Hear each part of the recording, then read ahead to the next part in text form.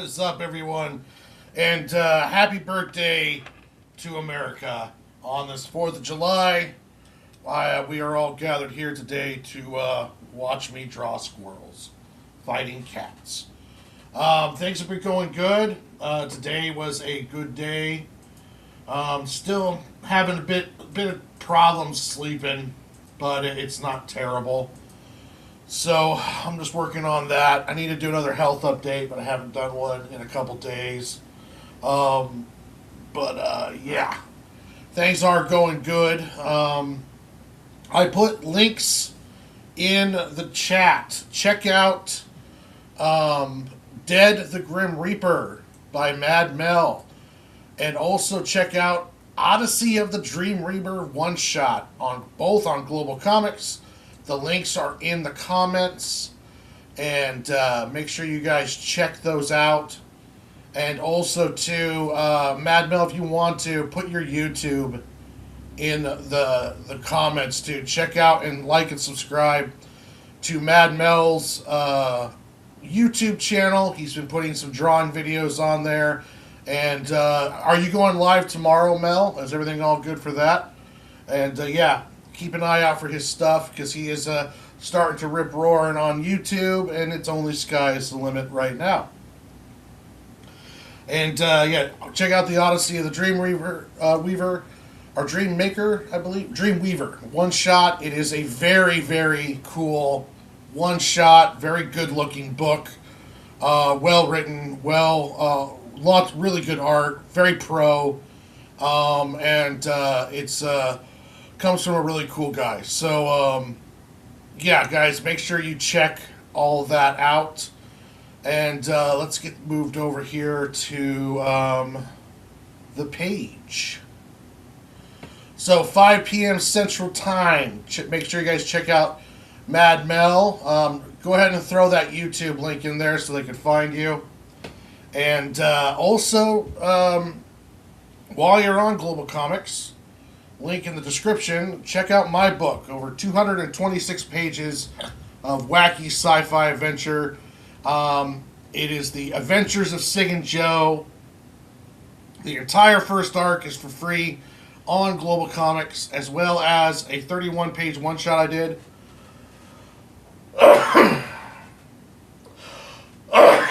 Sorry about that.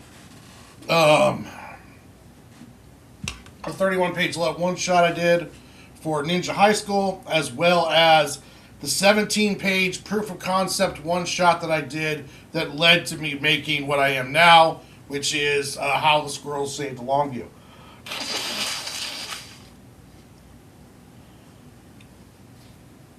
All right.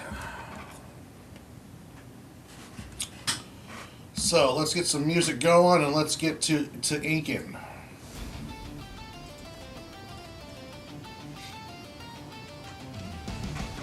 Oh, thank you very much for the link.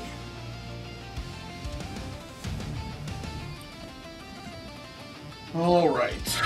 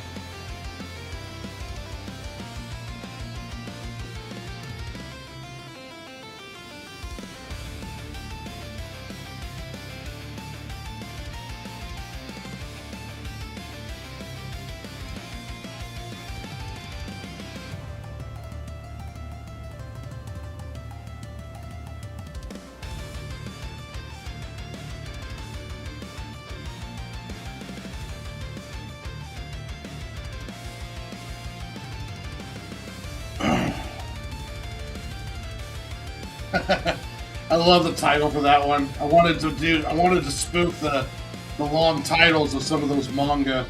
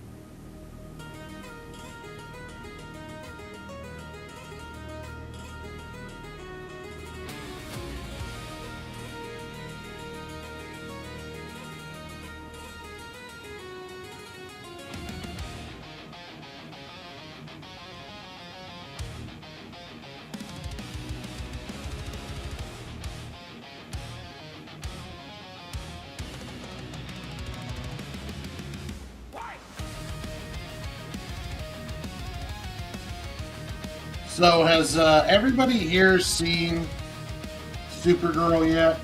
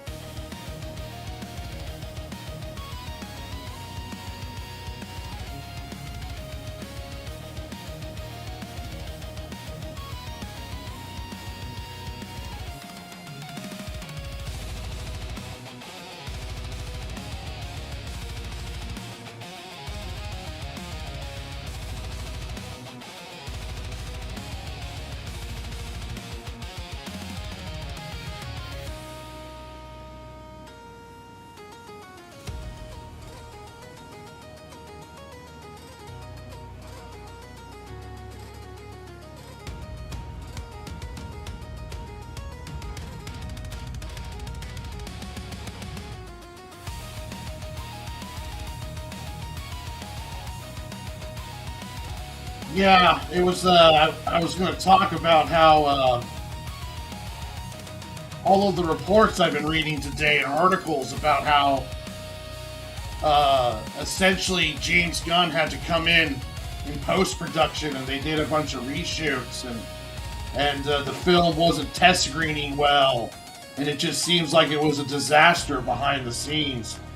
And this was the same problem that Snyder's universe had, was that they cared too much about what focus groups thought, and they were making way too many changes. It's it's an action horror kind of book, U.S. SARN. So like blood and people being killed, but there's nothing like there's no naughty stuff in it. It's just a violent book.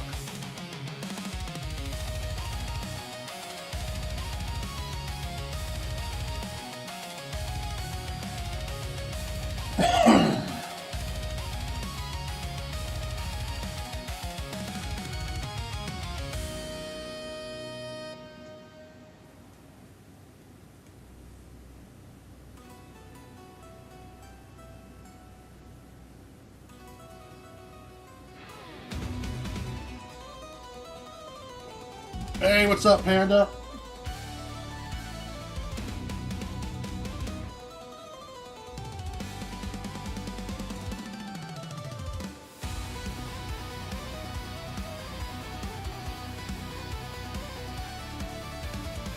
You know, when I watched Supergirl, I won't give any spoilers, but when I watched Supergirl, I did see it makes more sense now with the problems I saw with the movie.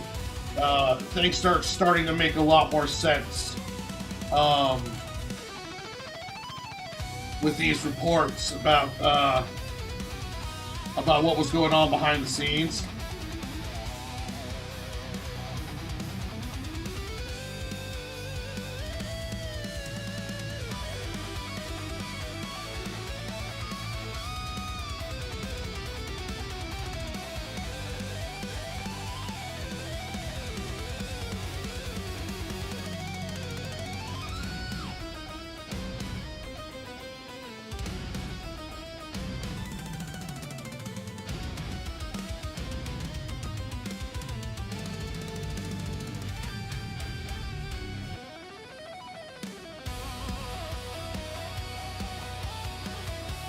Hey, what's up, Orange?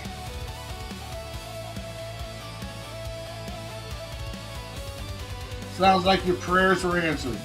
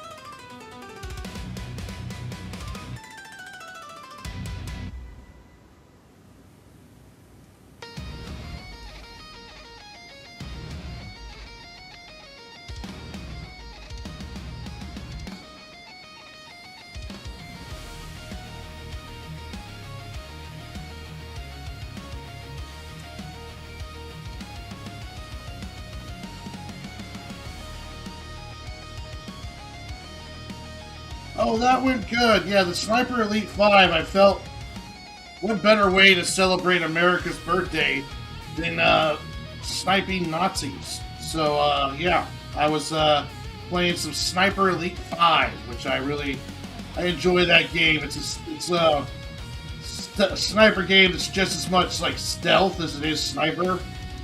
And yeah, just crawling my way through levels, shooting Nazis.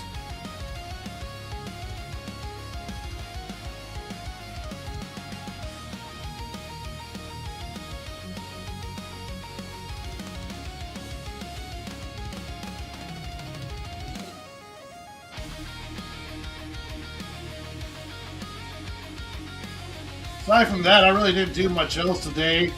My dad made some chicken and stuff, and I ate over there with him and my mom. And yeah, just been playing some of the games, and that's it.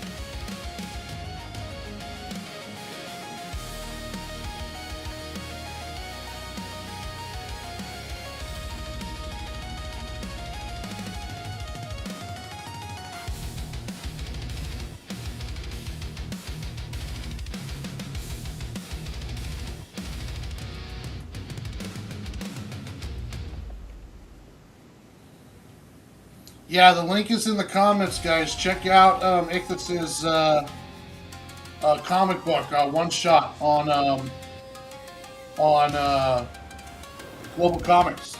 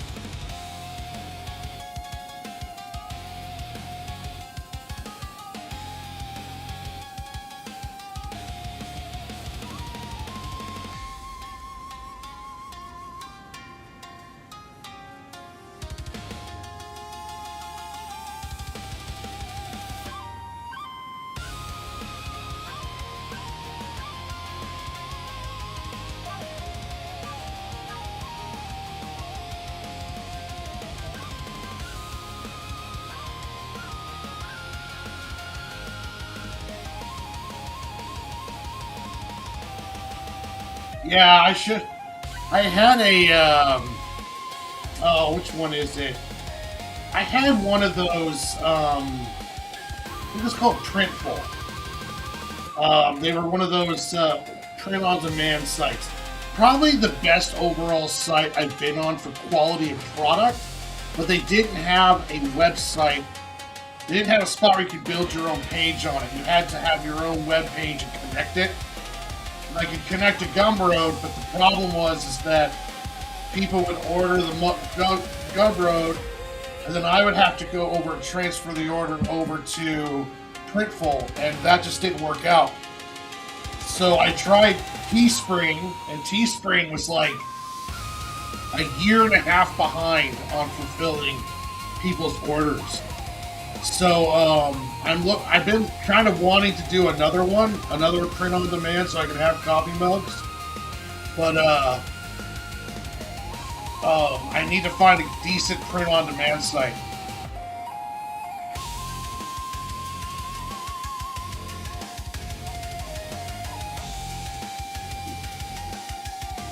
See, that's a good idea.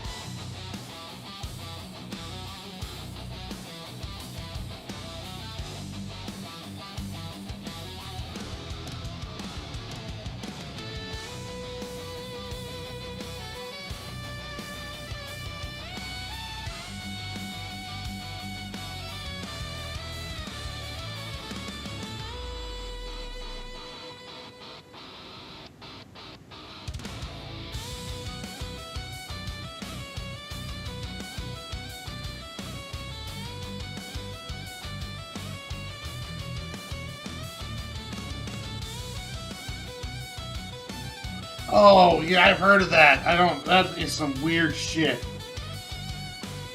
It's like videos of giant women eating somebody or creature or something, and I guess that people get turned on by that.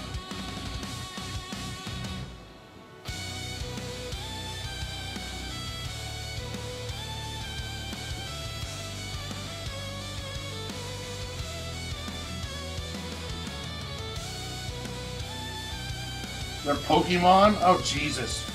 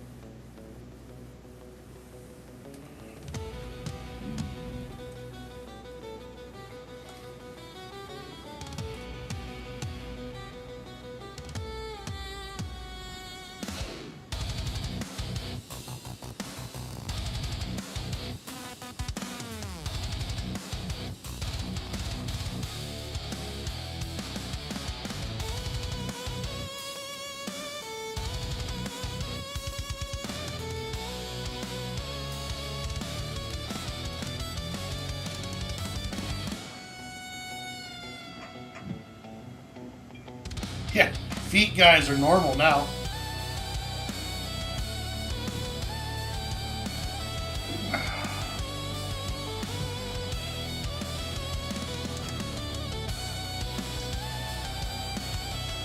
Would I get more subs if I put a camera on my feet while I was drawing?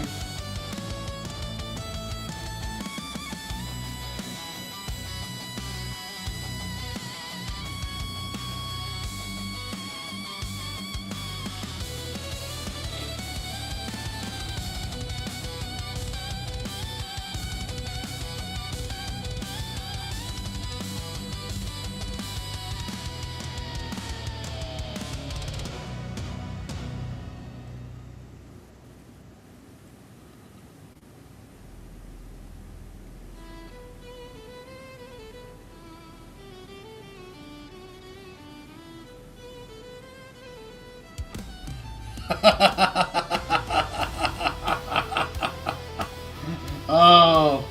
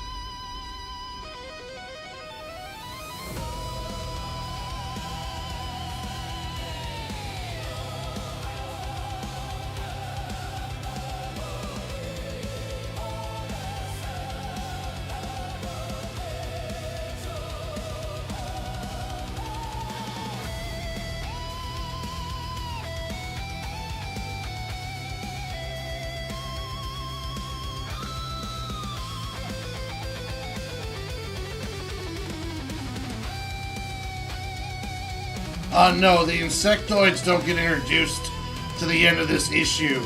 This whole cat fight thing is essentially a way to introduce the squirrels and also introduce how their abilities are.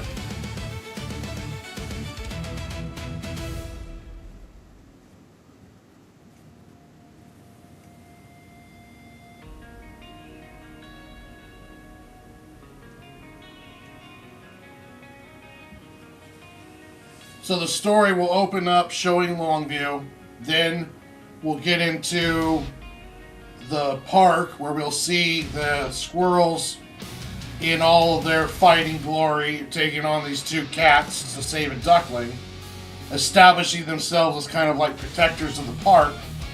Then we'll introduce an insectoid, and then we'll introduce the whole invading army. So the last shot of the book is the mothership heading towards Earth.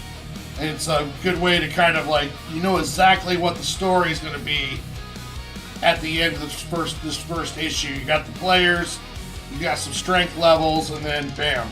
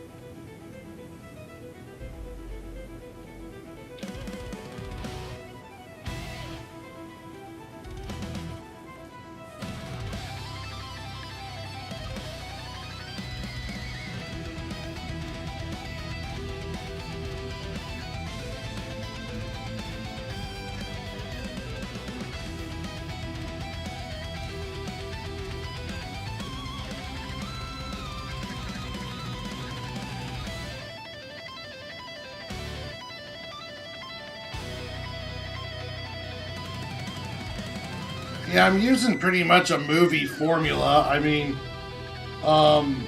if you look at the movie Predator with Schwarzenegger, Schwarzenegger's crew show up to rescue what they think is diplomats. They go through and then they find the Green Berets that have been skinned alive. Then they go and take on that rebel encampment. And you get to see how completely badass and what these guys are about. And then, as they're taking their prisoner and trying to get to the evac point, that's when the Predator strikes. And then, before we even get to see a full shot of the Predator, he's already taken out 3/4 of this badass combat team. So you establish your hero's power levels, and then when the enemy attacks, it just shows how powerful the enemy is.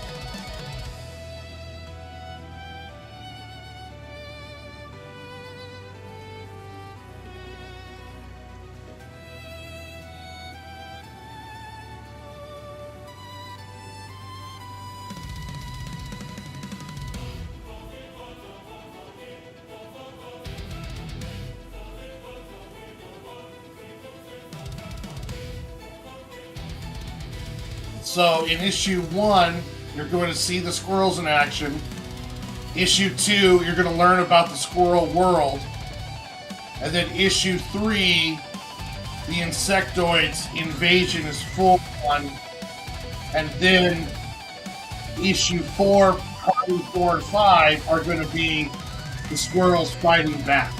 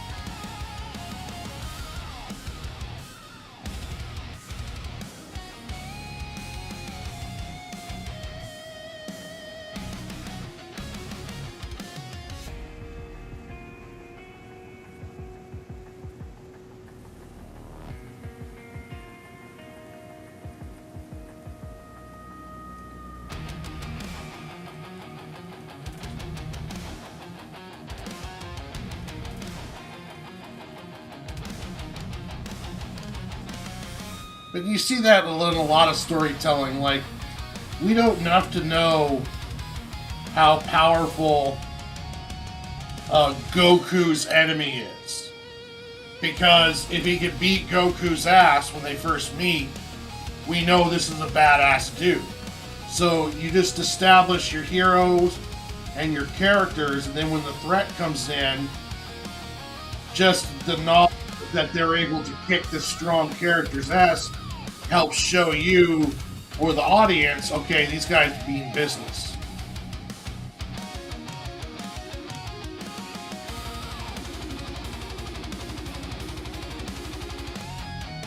Now, if you look at like a film like John Wick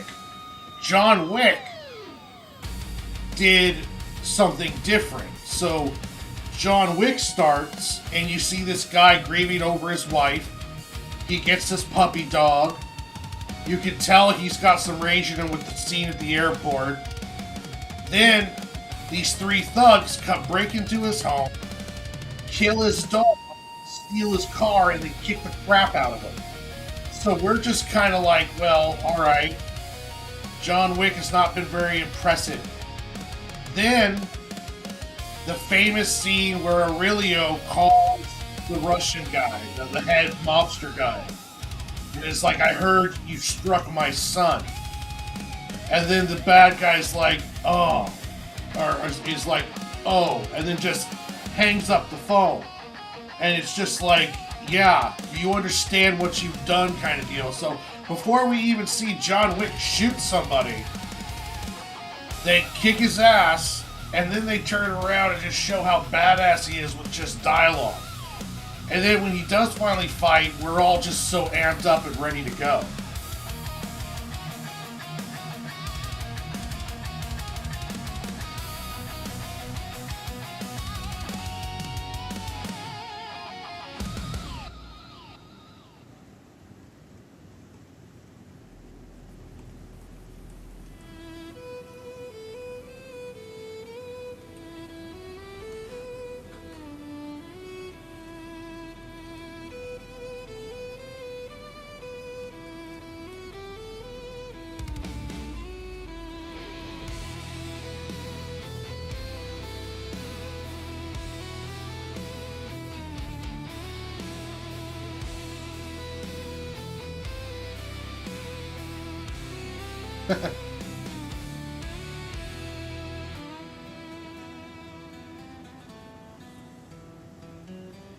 Oh, yep, that is true.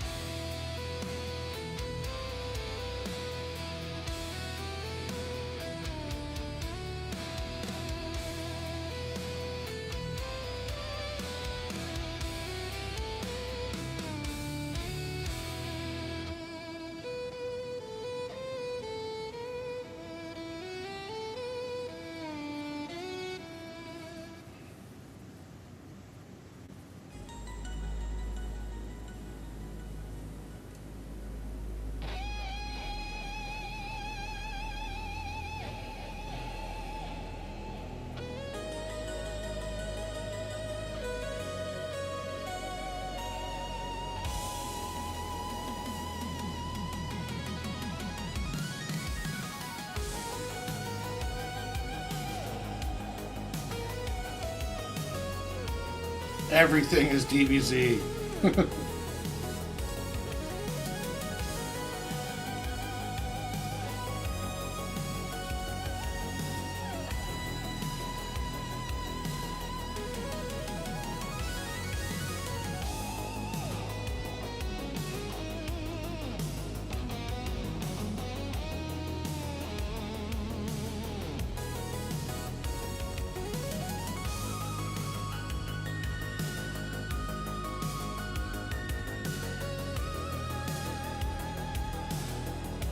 Yeah, I mean, it's when I started making comic books, I tried to do as much of analyzing I could on what works and what doesn't work with stuff and how people get stories. And I always really enjoyed Predator, and it's such a perfect example of this formula. You know, establish hero strength, and then when the monster or the bad guy comes in, then that will easily show that the strength of the bad guy when he attacks the good guy. Like, you can see this in all kinds of 80s and 90s action movies. Jean-Claude Van Damme kicks everyone's ass, and then here comes in like Bolo Young, and then he barely survives. Maybe even their first encounter, Bolo just kicks his ass, and then he has to do some special training montage in order to win. And yeah, you're so it's you don't have to really establish villain strength if the hero's strength is known. Then just the act of fighting the villain can show everyone what's going on power-wise. Now with the Squirrel book, I'm treating this as an invasion story. So even though I have personalities for the insectoids in here, I'm not going I'm not going to have them speaking any kind of translatable language. They are going to have some personality in their actions, the elites will, but you're not going to see anything out of the drones or anything. I'm going to concentrate on the squirrels. We're going to get to see the squirrels' world, and then they get attacked, and then they have to fight back. And I wanted people to understand the squirrels, not really the insectoids. I like the idea of this invading force that is mysterious as it is deadly. Kind of like Independence Day was a good example of that. It's this overwhelming invading force, and then the heroes have to scrape back to win. And that's kind of what I'm doing with this. That's what I'm looking at with this.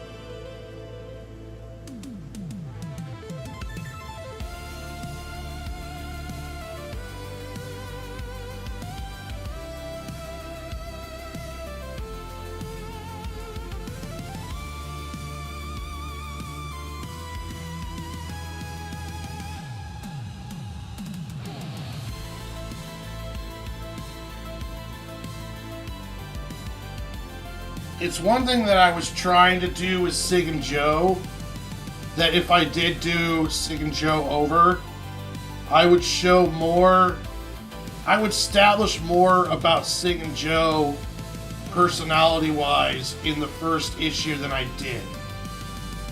There was some stuff that I could have done in that first issue that would have really showed Cig and Joe's character more. You get a little bit of it in it, but I think I could have done a better job. But that's all about that's all about the learning process.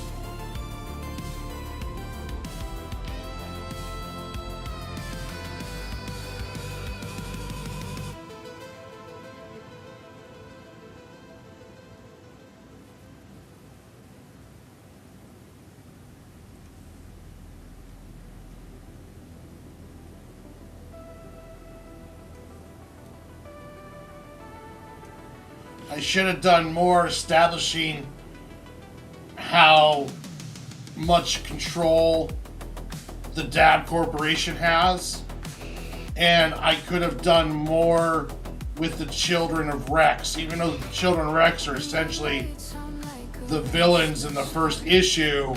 I could have done more to show how powerful and how big their structure is. And there's stuff that you could do that's more showing, not telling. And that's kind of stuff that I think about when I write future books and also write future arcs for Cig and Joe. Is how do you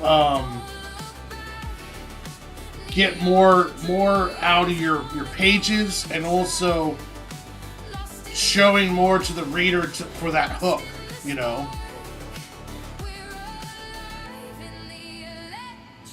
Your book, Saiyan Saga.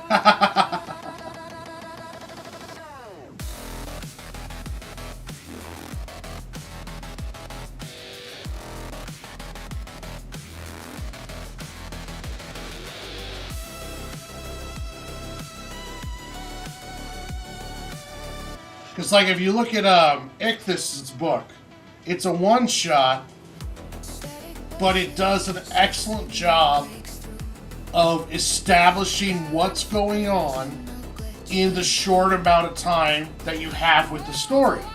So, I already, you know about personalities, and he does a good job of laying out a very good hook with those pages in that one shot.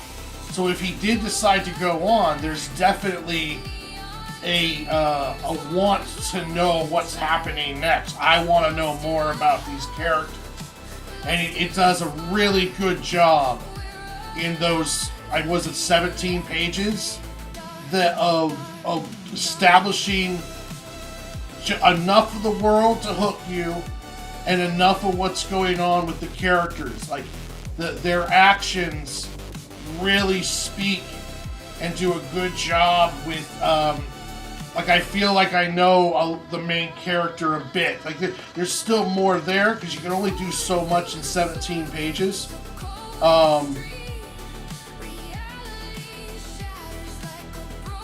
Yeah, I am still selling the volume paperback. Can you email me, Panda? If you can email me and get me your info, I can get you a book. I just need to know where to send it. So if you could email me, that would be great.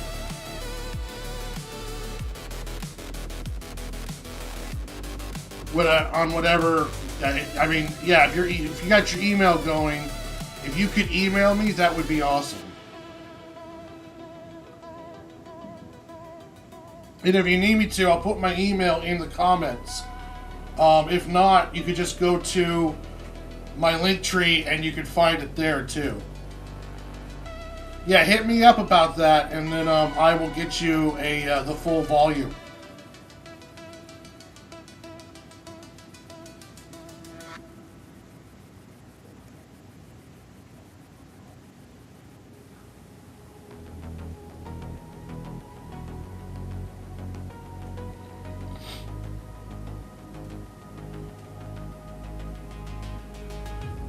Yeah, Melvin's book, Dead of the Grim Reaper, does a good job of that too. It's another story that does a good job of establishing the players and what's going on with the story. And it's like that hook. You know, that first issue, you should have a general idea of what the story is about and what's going on. And you can see this all across manga, because manga's a great example, because there's always that volume 1, the first issue. It's a little bit harder with Western DC Marvel comics, because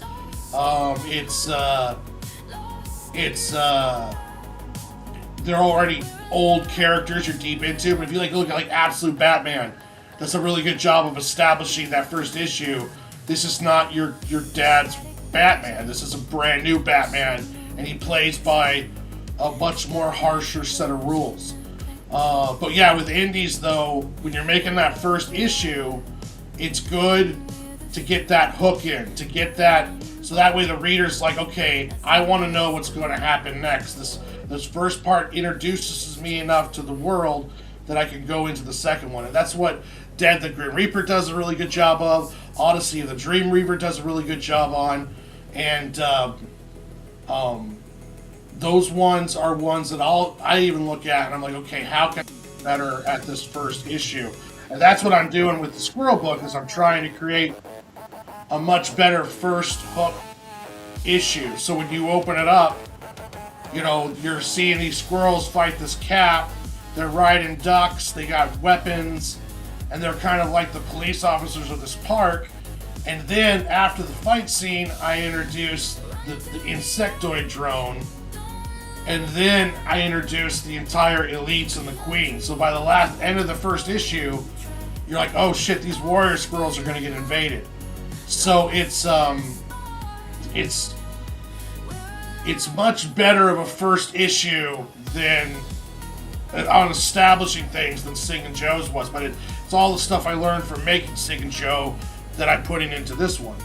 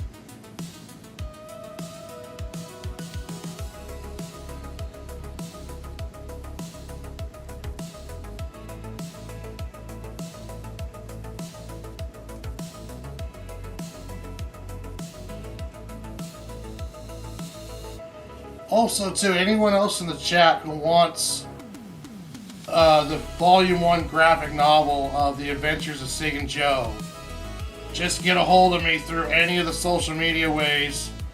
Yeah, the squirrels are saving the duckling from the attack. Just get a hold of me through any of the social medias. If you don't have me on Discord, just DM me through there. Facebook, Twitter, whatever your guys' chosen deal is, or through email. That's all. Those can be accessed through my link tree, which is in the description.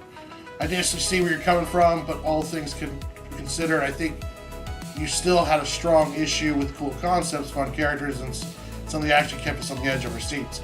Yeah, and thank you. Yeah, I might be being a little bit overcritical of myself, but I am my worst critic, and I could always see where I could improve. But yeah, there is some there. Like, it was an interesting decision that I battled with. Like, you don't see Cig and Joe to issue 10 or to page 10 of that first book. And then the rest of it is Cig and Joe fighting against Children of Rex. But it does have a nice little there where you get to meet U-Turn, Amanda. Some Children of Rex are messing with them. You get to see U-Turn and Amanda's and Marv's personalities a bit.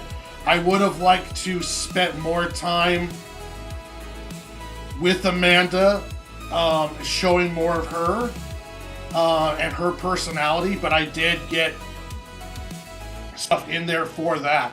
But I would have liked to have spent a little bit more time with Amanda, because she's a very important part of the second arc. So it would have been much more impactful if I would have spent a little bit more time with her. But you do get to see her animal-loving sweetheartness and her android abilities in that first issue, and then you also the way she reacts with the cats, and then she's also in the third issue too. So yeah, you do get to get to know Amanda, but those are one things that I would have probably worked on if I redid that arc, was giving the characters a little bit more spotlight of the whole family. But it's not bad though. I mean, I still love the first arc, and there's a lot of good stuff there. I did. So it's not all like doom and gloom, if you will. But yeah, it's there's definitely stuff in hindsight, but I'm also very happy with how it turned out.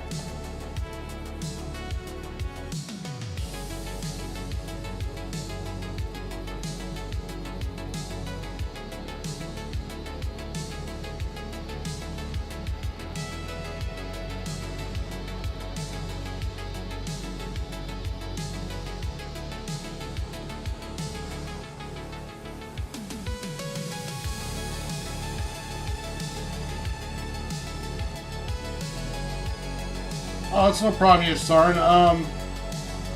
Like I said, email me and I can get you a copy of the graphic novel.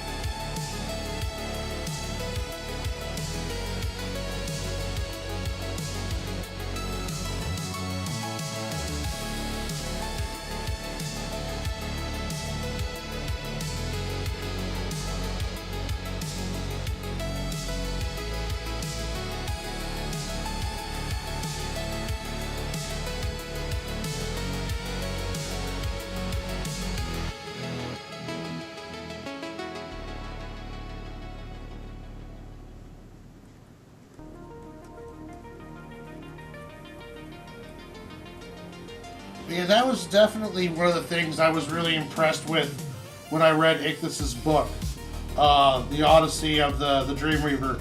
I was very impressed with how well he established his characters and the story in the short amount of time that we get to be with him. And that's very impressive.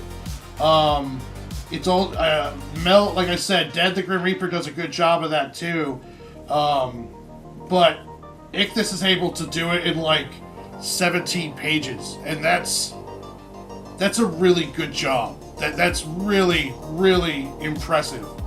to be able to get that much story out in that short amount of space to do it. Yeah, I applaud him on that very much. That was like, wow, okay, you really were able to establish this stuff in a short amount of time that we got to live with these characters. So that was very, very impressive if you guys get a chance to read it.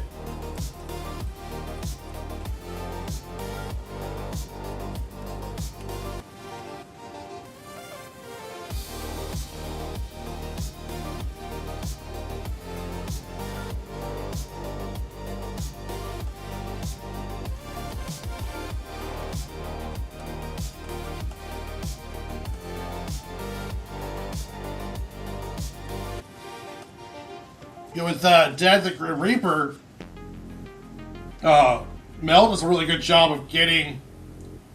There's a lot of lore packed in that story, and you can tell that there's a lot going on, and with these characters and with what's going on with the Grim Reaper and the world that he's built.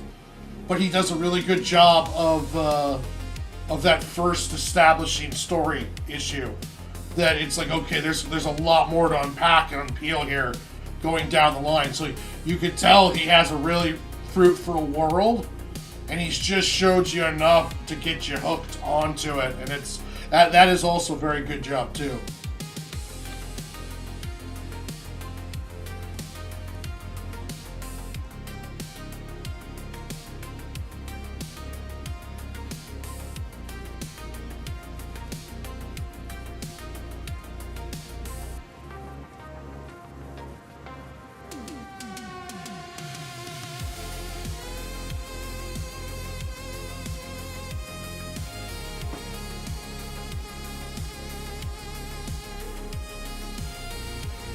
And you did a good job, buddy.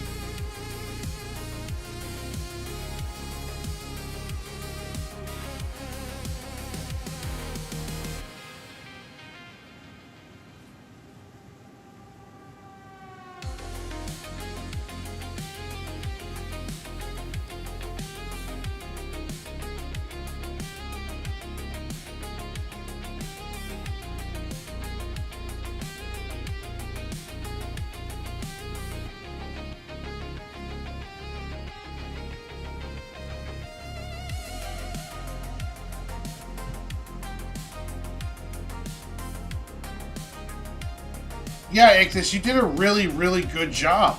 I was just telling people, it's for the short amount of time that you get to explore your world, you did a really, really great job of establishing character personalities and also the depth of like enough of the story. It's very impressive. It's very, very polished. You did a really good job as a writer, being able to put those that in there, and where I'm like, okay, I know enough of these characters. They're very distinct, and I also know there's a lot going on in this world, and it made me kind of hungry for the rest of it. It's like, if this is the appetizer, I can't wait for the meal kind of deal.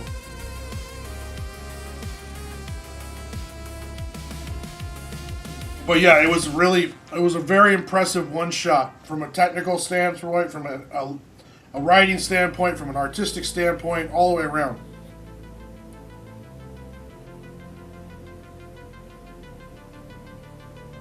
And no, Ichthus is not paying me to say this. So just in case everyone was wondering, I am not getting paid from Mad Mel or Ichthus to say this stuff. This is just honest opinion of or critique of their work.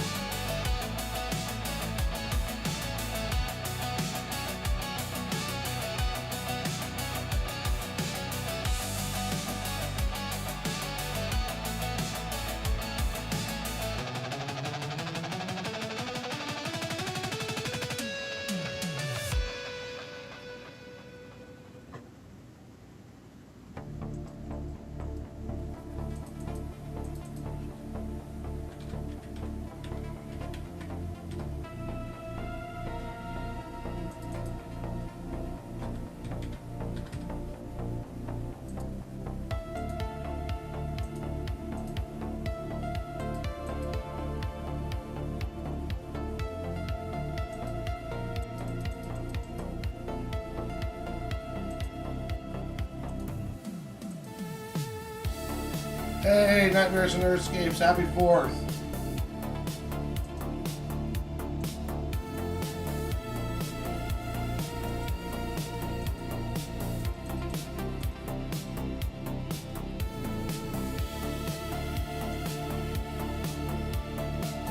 Oh, if you're interested in Nightmares and Nerdscapes, in the chat, there are links to Ichthus's one-shot Odyssey of the Dreamweaver, free to read on Global Comix. Mad Mel's Dead the Grim Reaper, free to read on Global Comix. And also there's a link to my comic book, The Adventures of Cig and Joe, if you haven't got a chance to read that one. All of the stuff is free to read on Global Comix if you're interested.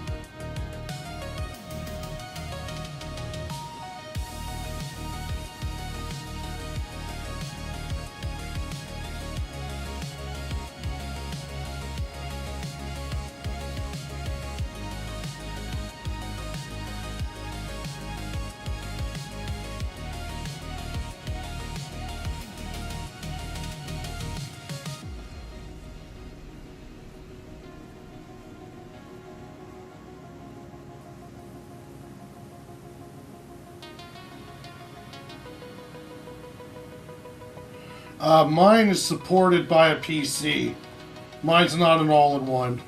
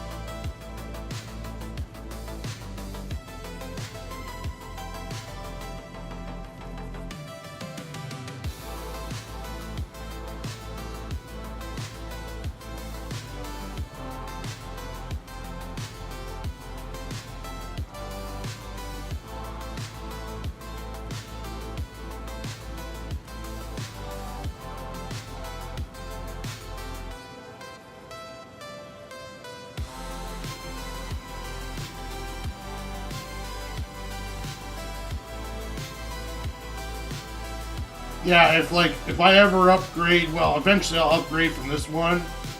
I have a 21. I'm probably gonna go with a 16 next time around.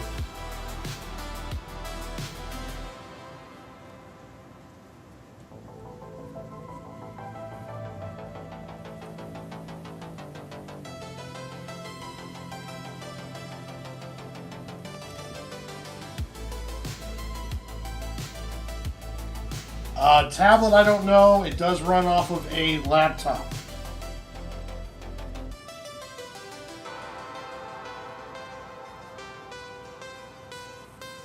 Your tablet's going to have HDMI hookups in order for it to for you to hook up to it.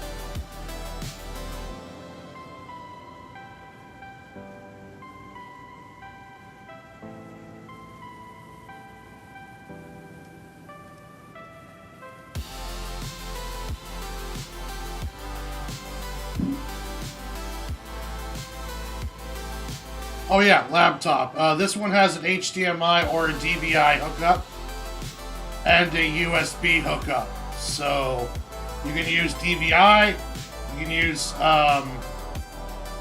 HDMI, or and then you also have to have a USB hookup because it has to do something with the control matrix or something like that. Not 100% sure.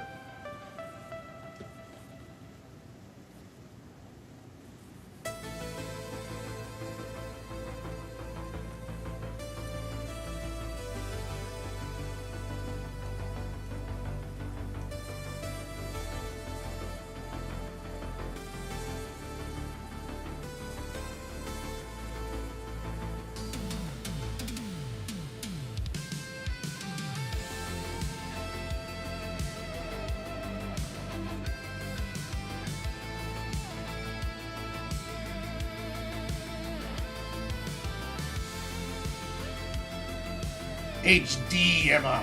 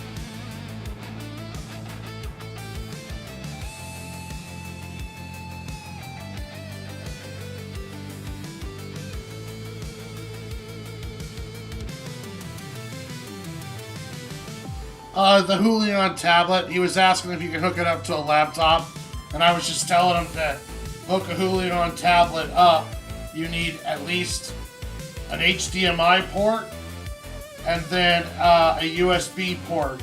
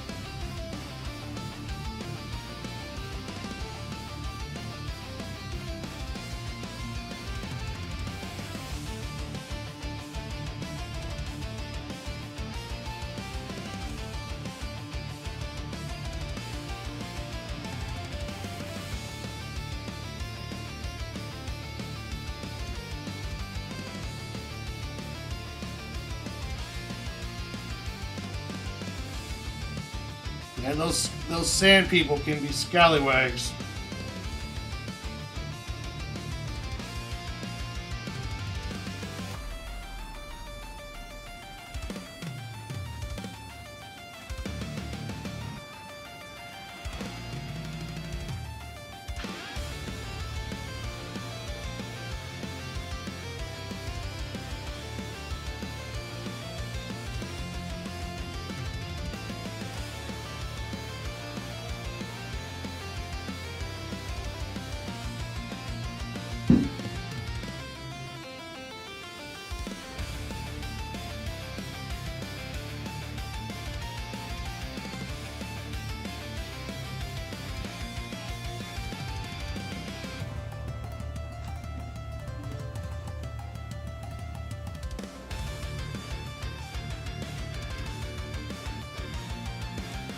Yeah, this tablet is, orange is 100% correct. This tablet is over almost 10 years old, so the newer ones probably even need less connections than this one.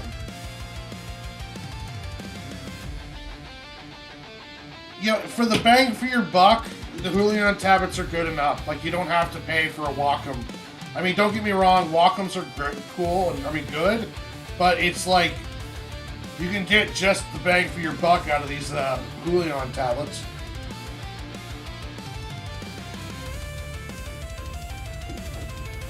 Especially if you're on a budget. Julian's the way to go in my...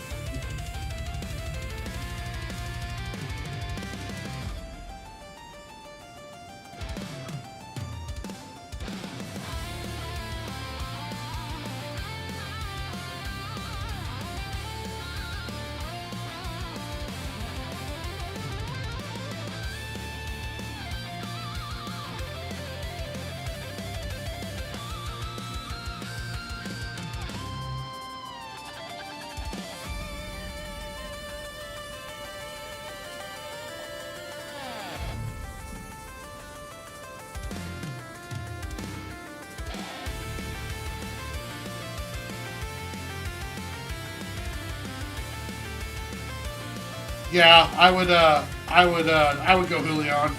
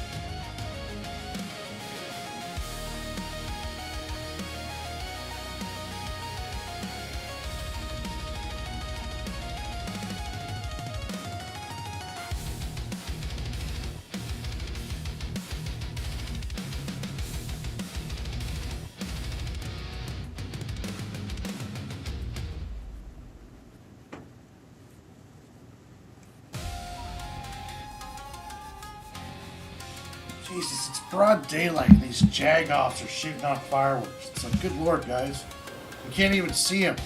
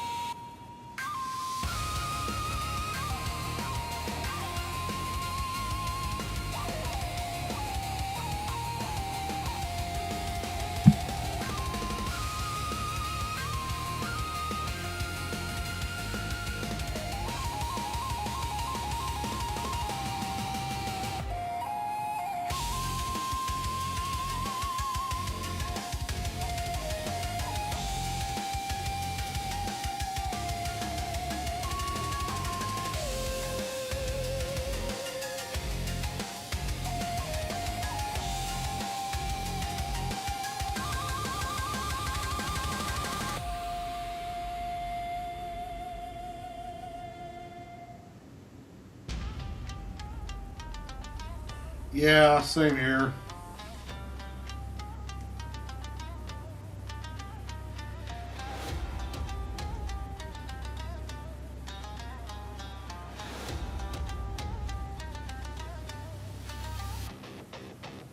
Turning into that old man on the porch, just like, quit making so much noise, you damn kids.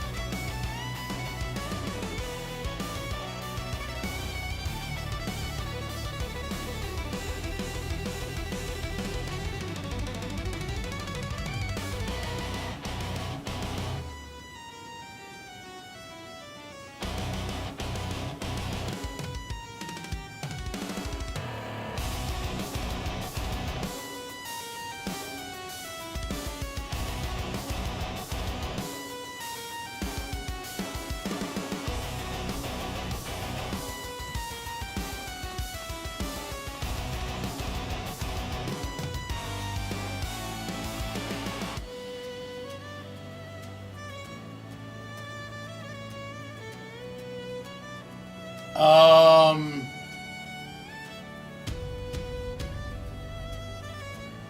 that's a good question, Panda. I haven't done many. I haven't done really any comic book commissions where I did interiors. I have done interiors for other people, but it was a group deal for an anthology. Uh, no, I haven't yet. I've been pretty lucky. I have done commissions, but I've had commissions where I struggled with trying to figure out how to do the drawing that they wanted, but never regretted anything yet. No, and I'm very picky.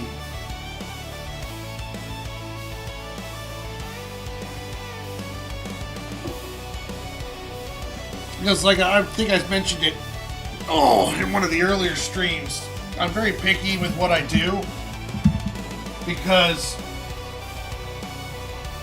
I'm not gonna, unless you're paying me the money where I don't have to work to do it, then I would rather work on my own stuff than be saddled down to a comic book for a bunch of pages if I'm not into it. Now, I will work with someone if I like the story and they need help and they're like a friend of mine. But I don't usually take interior commission work. I'm not gonna spend the 8 hours a page for $50 a page, you know.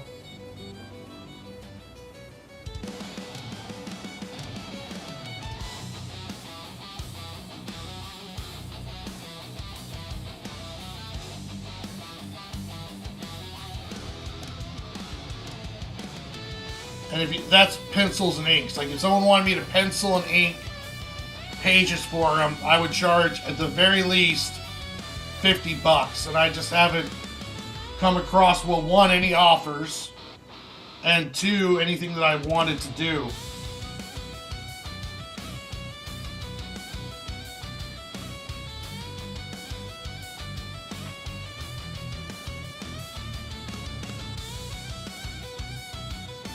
Yeah, if you're going to work on something for that many hours and you can't live off of what they're paying you, then why do it?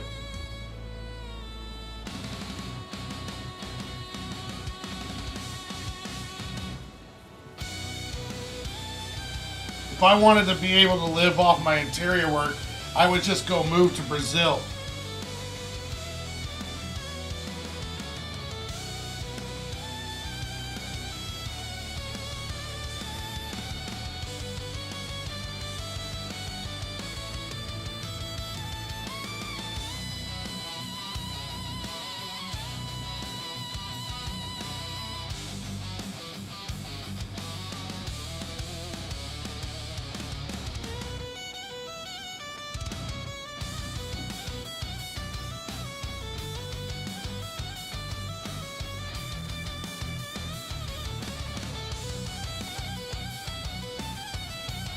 And this is no offense to any of the indie creators out there.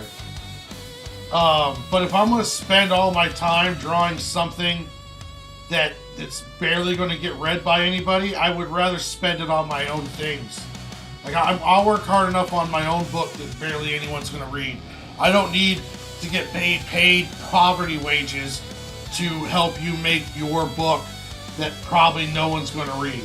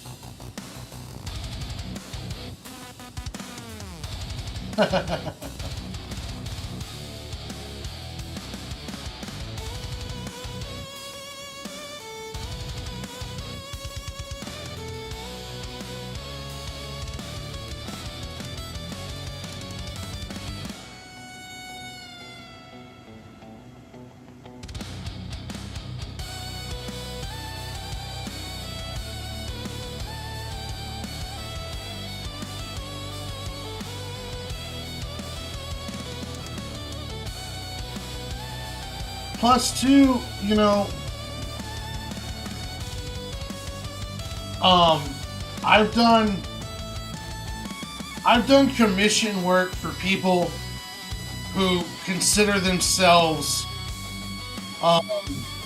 mainstays of the indie comic books community. These are people who consider themselves well-known, trusted names in the comic book community, and I have done work for them. And I have received zero credit for the work that I've done. I watched a stream where three creators, three bigger names in indie comic books, were talking about the cover that I did for a book. They were showing the cover and talking about how awesome it was. And not one of them mentioned my name. So why am I going to do that? Why am I going to do this work when I can't even get credit that could lead to potential, like they say, don't work for exposure bucks. Well, I couldn't even get exposure bucks off of this deal. And these are people who are supposedly trusted names in the indie comic book scene. No, I would never work for Van Shiver. I would never do work for Ethan Van Shiver.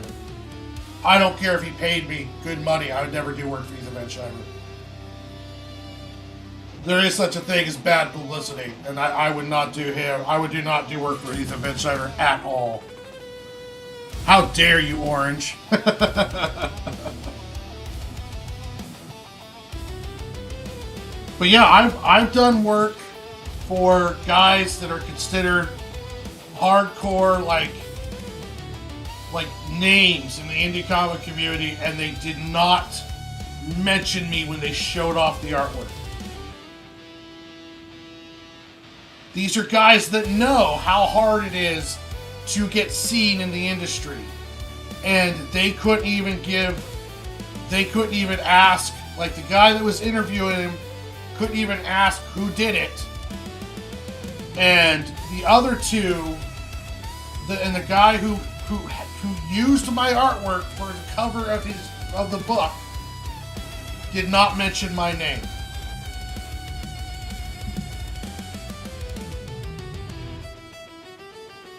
Yeah, I don't know. Like, I don't think it was necessarily intentional, but at the same time, it was very shitty.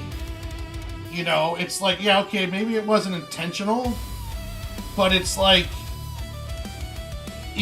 and I understand this person that I'm talking about works with lots of other people, and this was a cover I did for an anthology.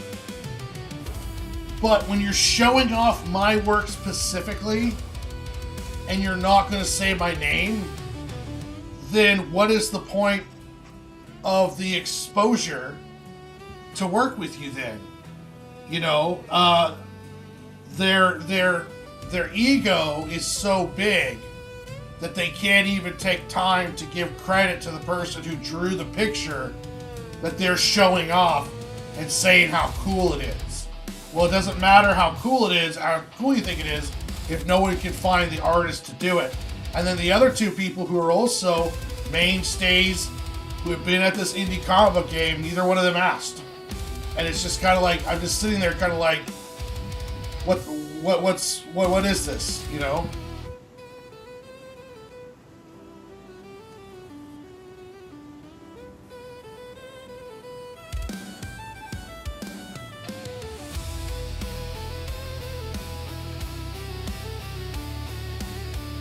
And that was just one of the many lessons that I've learned doing this stuff. You know, you really have to look out for yourself when you're doing stuff. you have to try to defend yourself in this, and you have to kind of, you're your best promoter. You can't trust anyone else to do it, even when they spend all day talking about indie community and along those lines. You just can't trust anyone to do it, because usually the person who talks about community, hey, we need to be stronger in the community, I need you guys to jump on here and help me out with the community, are usually the ones that are just trying to use you for their own gains.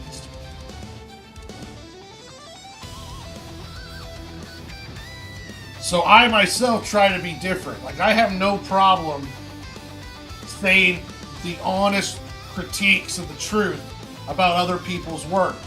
I'm not going to go negative, but even if I saw something negative, I'm not going to do negative. But if I see positive things, I'm going to tell you, and so I can help out.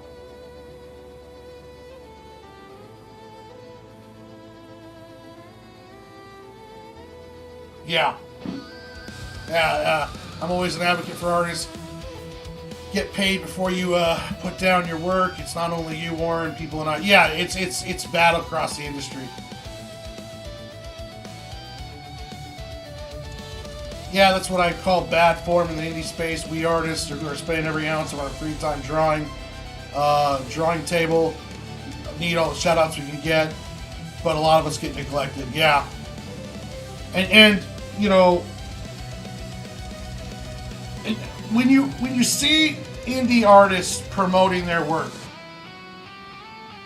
and especially the writers, how many of them mention the name of the artist, the interior artist, the colorist, the letterist? Pay attention to that, and you might be shocked on how many creators, especially the writers, and I'm not picking on writers, but it's writers, like, I can go, if I'm showing off my work, I'm showing off everything that I did. There's no one else really involved except for my editors. But pay attention to how many of them actually give credit to their artist. How many of them actually say, oh yeah, this artwork is by boom. You'll be kind of surprised at how many of them don't. And I understand they might be still learning how to promote, but yeah, it's interesting sometimes to see how many of them don't even mention the name of their artist.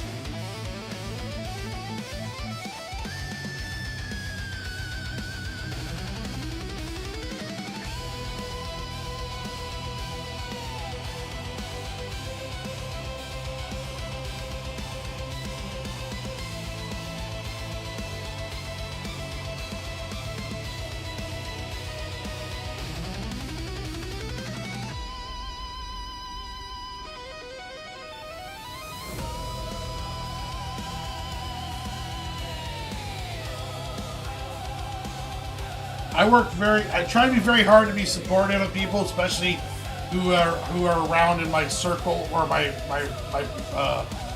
sphere, because I know how terrible it feels to be kind of like forgotten. So I try my best to be as uplifting as I can with other people. I always tell people, when you start doing this, you think a bad review is the worst thing that could happen to you. And I'm like, no. Silence is the worst thing that could happen to you. Is that when no one says anything, then that silence can hurt more than someone spending 30 minutes tearing your book apart. At least you can learn something from that. But when you don't hear anything, you hear crickets, that is the most painful part and the hardest thing to get through as we're doing this stuff. And so I try to be as positive and also as honest as possible with creators who show me their stuff and along those lines. Like, I have one creator who I really dislike because of the stuff that he said to me, just tearing me down. But to this day, I will recommend and I will defend his comic book because he writes a very good comic book.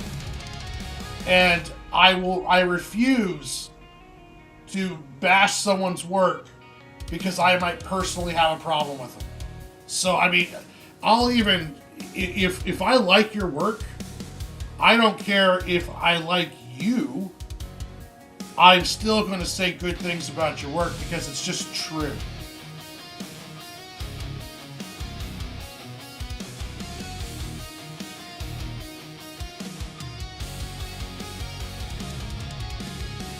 Yeah.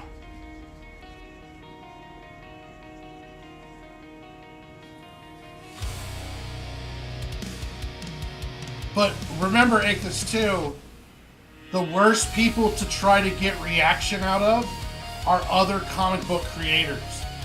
I have gotten way more feedback from regular readers than I ever have comic book creators.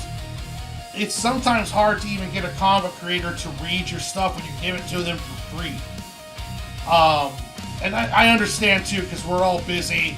Sometimes the people who are reading the less comic books are the people who are making them because they're spending all your time making them. But yeah, it's one thing I learned is I stopped trying to get feedback from my peers as much because it's one of the hardest crowds to get any kind of feedback from is your peers.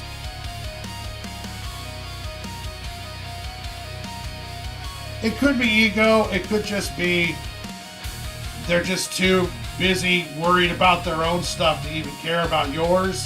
I'm not 100% sure.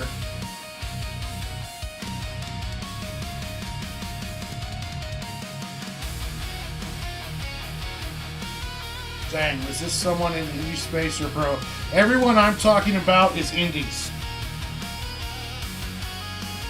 But I won't say names because I'm not gonna give any life to the beef. And I don't want to deal with the e-fapping and the garbage that comes along with riling some of these creators up. So I'm just going to tell you about what happened in the lesson, but I'm not going to say who did it. But these are all, everyone I'm talking about is indie creators. I haven't dealt with many pros. So I don't know exactly how pros are. I watch interviews with pros, but I've never interacted with them.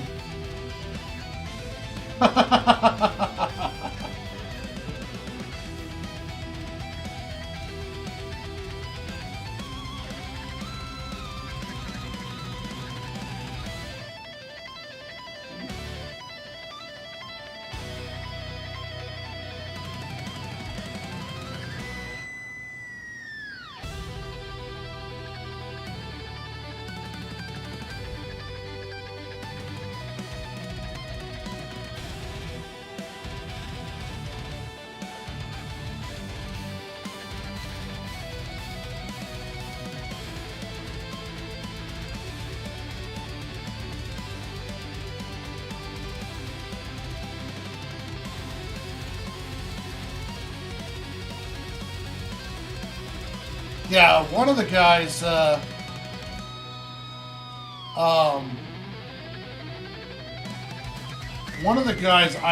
cool with now, so I wouldn't even bring up his name even if I was like that because I'm cool with him now. The other two I could care less about.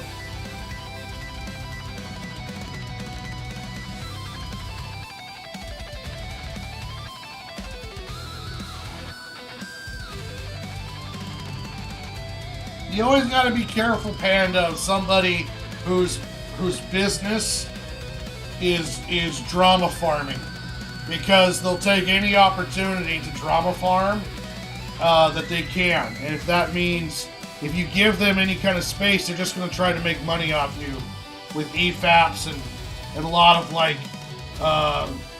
out of context, taking your words out of context, and just a lot of garbage. A lot of guys do that stuff too. Like EVS is a big one that does that. He does a lot of e-fapping bullshit instead of working on comics, and he'll do that where you give him a little bit and he'll go after you.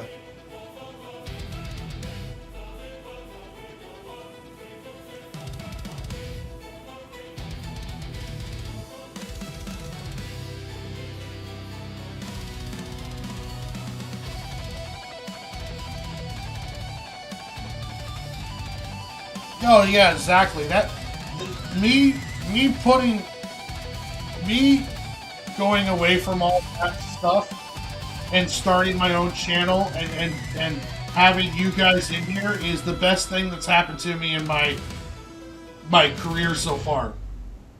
I absolutely love my chat. I love having you guys here. It's always a blast. It's fun. It makes doing all this stuff worth it, and yeah, you guys are all awesome.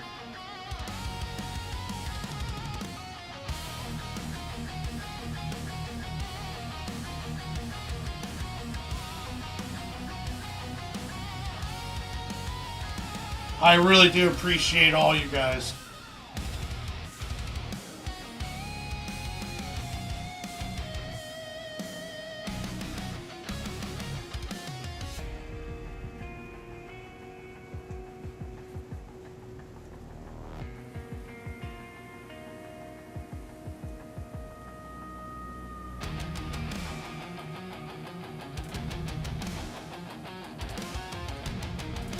I mean that too. I'm deeply, deeply appreciative of having you guys here.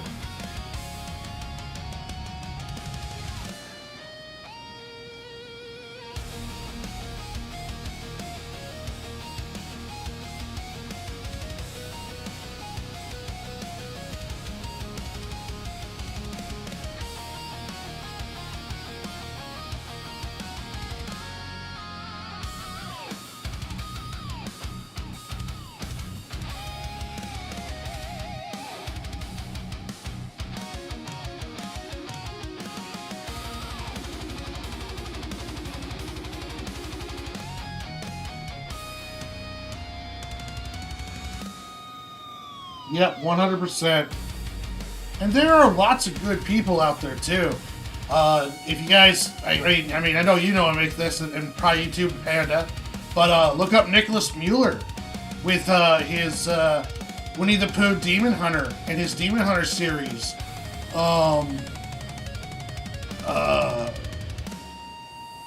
He's a great creator and he's a really cool guy. Tyler Carpenter. He has a lot of great advice on his stuff, and he's a crazy hard worker with comic books. There's a lot of good people out there.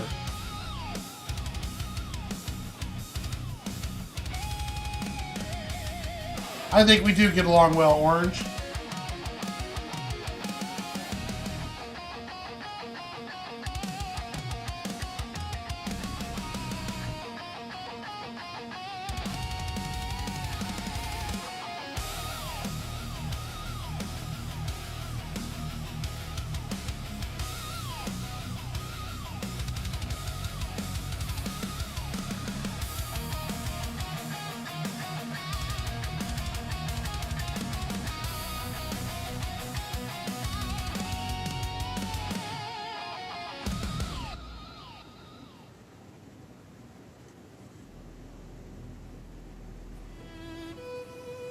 Oh, his output is insane. I think he's getting ready to do. What is it? Is a Snow White Demon Hunter? I'm not 100% sure, but his Demon Hunter universe is great, and it's cool watching him grow as an artist too. Another really hard worker and a person worth checking out.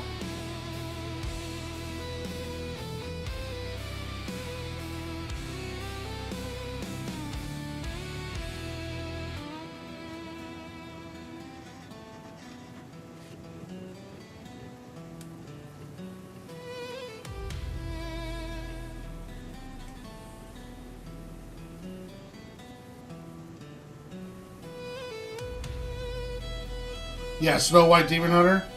Yeah, that one looks interesting.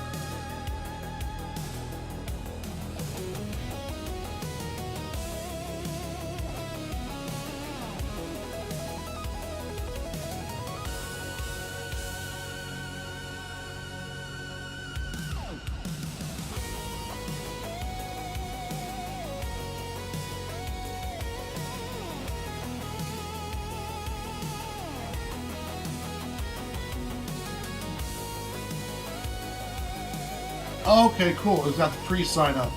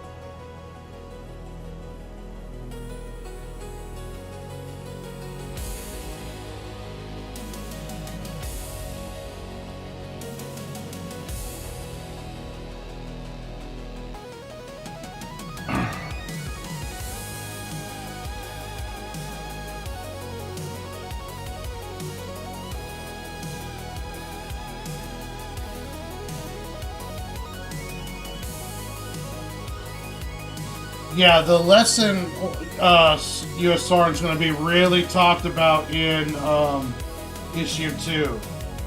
And that'll really reverberate because it's going to be a big kind of fight between Stark and his father.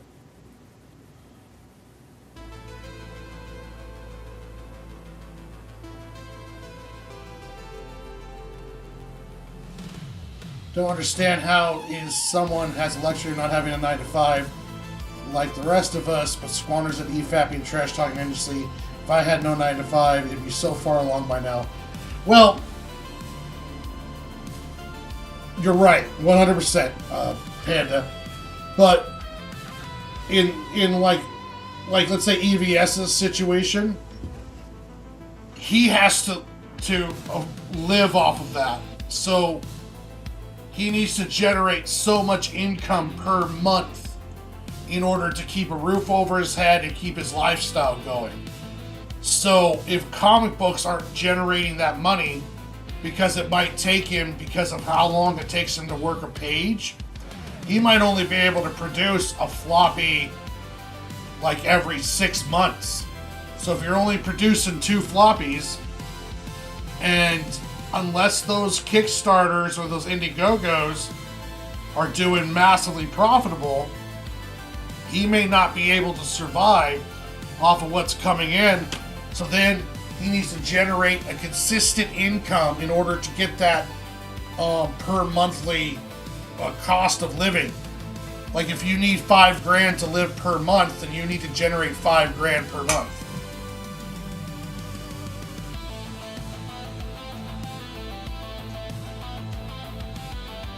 Yeah, exactly, Orange. And that's how he generates that cash, because he needs a fast turnover. The downside, though, is that he's ruining his comic book side because he's not fulfilling. So then it's each Kickstarter is going to get less and less that he has. Well, he can't do Kickstarter because he doesn't fulfill. He can't do Indiegogo because he doesn't fulfill. If he ever does do another comic book crowdfund, it's going to have to be on, what is the name of that one? Fund My Comic. Or if Shane Davis ever gets the Back Me Bro going. But even then, how many people are actually going to come over and buy his book? And then, let's say if I made $100,000 off a comic book, it may cost me half that or more to fulfill it. So now, I've only gotten 50 or 1,000 or less, then you got to pay taxes on it, and then you got to live off of that until you get your next book out. So to actually live off a comic book, if you need $80,000 a year to live off of to keep your lifestyle going, you need to generate easily $200,000 comic book sales in order to hit that like $80,000 goal. Because a Kickstarter is not just money in your pocket; a Kickstarter is also fulfilling. Yeah, essentially that's all it is now. It's just an Eric July hate stream. And every once in a while he'll find someone else to argue with, but it's 99% of the time it's Eric July. Like I've seen him go off on Tyler. Like he spent a whole trash cast going off on Tyler. I've seen him get in arguments and going off on Larry of Niobe. I've seen him venture off every once in a while, but he mostly hits Eric July because Eric July is successful. And it's also what his customers want. The people who are people who are super chatting him and sending him money, that's what they want to hear. They want to hear him trashing Eric July. It's a really weird thing that he's got going. You can see it's shrinking, and it's not near like Comicsgate is not nearly as profitable as it used to be, and it's starting to show pretty bad.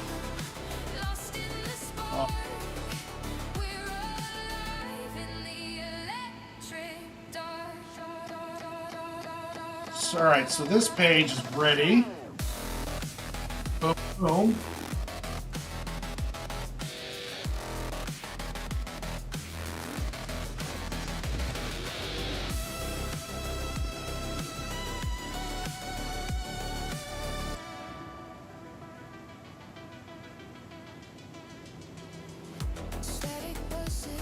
Well, some creators say it's not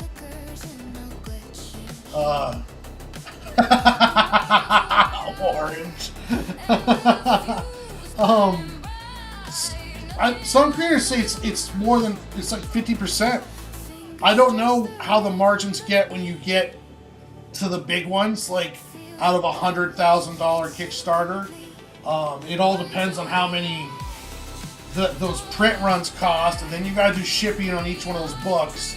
So if like $100,000 is like, what is that, like 10,000 backers? Well, then you gotta make sure you print out 10,000 books, and then you gotta ship out those books and whatever else, stickers and other things you need to make for it. So I wouldn't doubt that it could easily take 50 to 60% of whatever the take is in order to fulfill.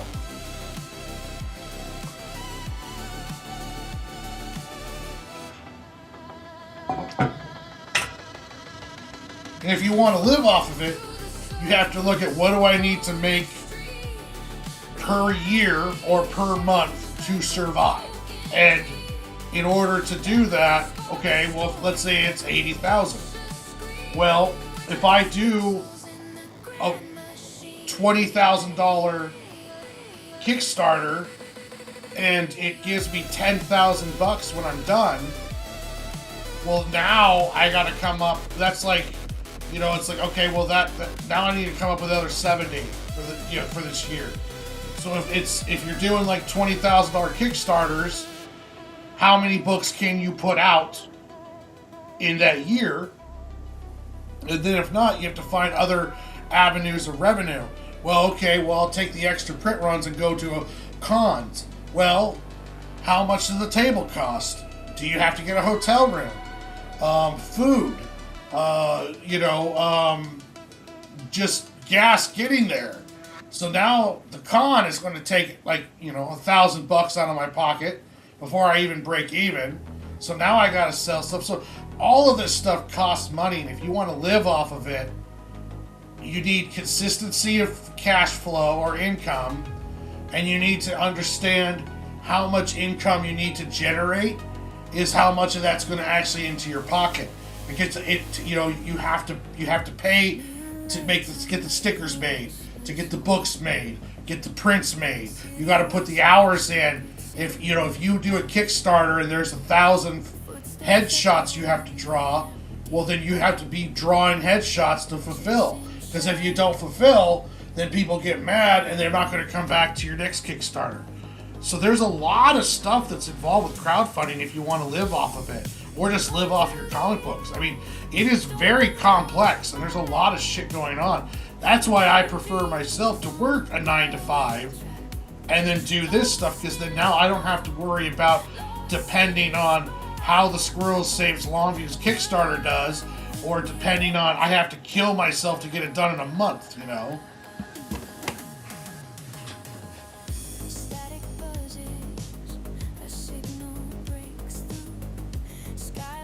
Yeah, exactly. Oh yeah, the ISBNs aren't free either. Each format requires an individual code.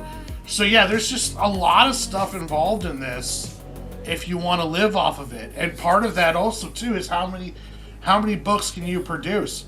If I didn't have a 9 to 5 and I was able to sit down with no life bothering me, 8 hours a day, 6 days a week, I can knock these books out pretty good. Yeah, you have to be passionate. You're not doing this stuff for riches and fame, for Novi. You're doing this stuff because you love to do it. Because you're not going to be making any money off of it. I mean, for a long, long time. It's going to take a while before that ever happens, if it ever does. Yeah, it is expensive. Hell, if you're paying for all the art, to make a decent looking comic book is going to cost you $6,000 plus. So if you're just writing the comic book, it's going to cost you $6,000 to have that art, the art done, the coloring, the lettering, editing, and then printing it. It's going to be around $6,000 plus to get that book created. So if you're spending $6,000 to get your book made, now you have to do a Kickstarter to make that $6,000 back, and then you have to make the money to ship the books, and then you have to pay, make sure that it's just boof. Just so much stuff stacked onto it. And trying to live off of it is an insane amount of stress.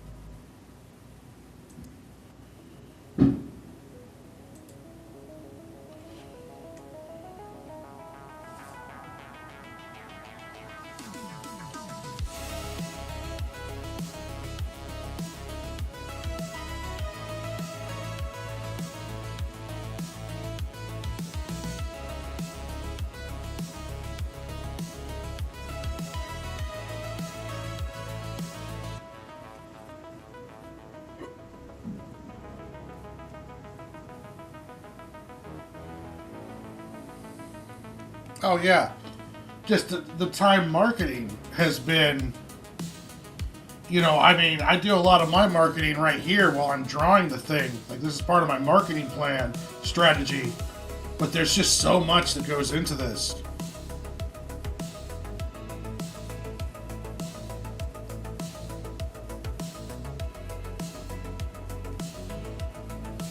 And heck, sometimes it looks like a lot of marketing now requires even more money. It's not just enough to post on Instagram or Facebook. Now you got to pay money to have your post boosted, because if not, it's not going to get seen.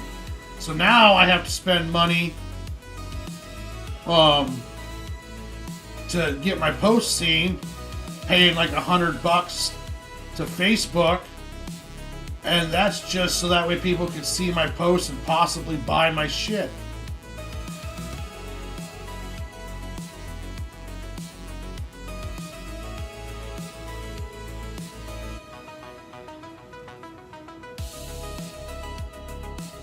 But my marketing,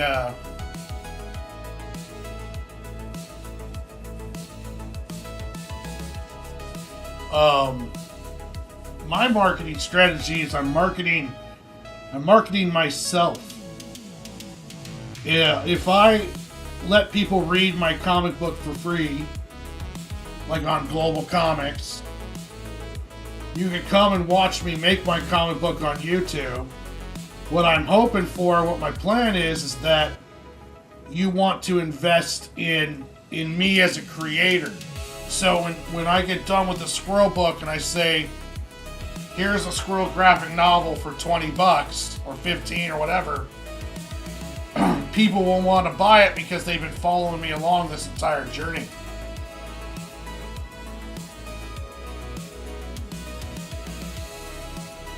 Yeah, it's kind of a messed up deal. But yeah, that's what I'm doing, is I'm selling the creator, not what I'm creating. So that's kind of where I'm at right now. And this is not like a new idea. There's a lot of people, when I was learning how to make indie comics or get into the indie world, that's a lot of what people are doing. Indie's a lot about supporting the creator more than it is supporting the work sometimes.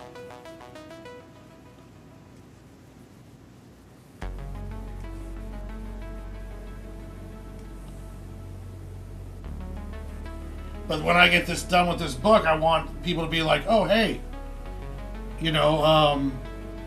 I watched him draw that. I was there for that stream. I remember this page.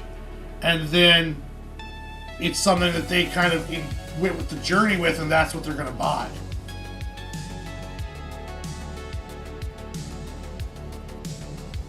then get into cons and stuff like that and sell it to people and introduce new people.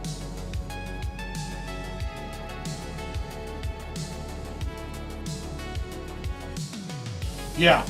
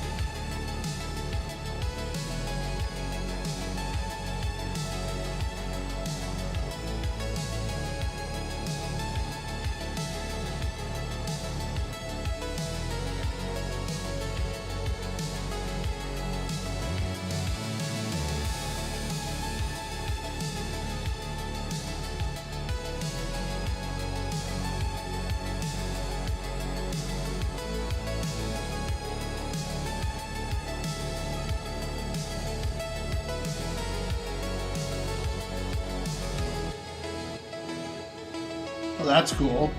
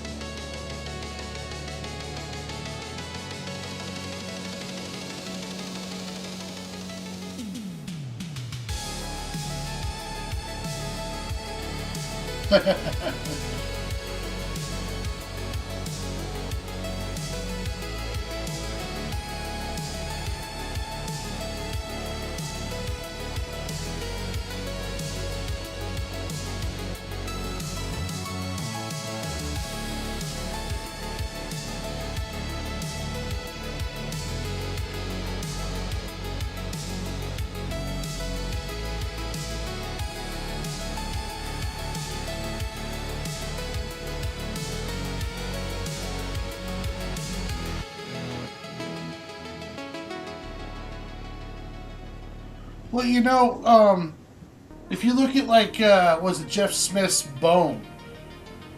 Before Bone was picked up by Scholastic, he had created the entire book, and he had already been selling it at cons to get the word out and get people to read it. So you could sell your book to thousands of people at conventions along those lines. But then there's still millions of people who haven't got to it yet. And if it resonates with the people that you did sell it to, and it's good enough and you get good enough, well then if someone like Scholastic comes along, it may blow up there. There was a Bone video game and damn near a movie.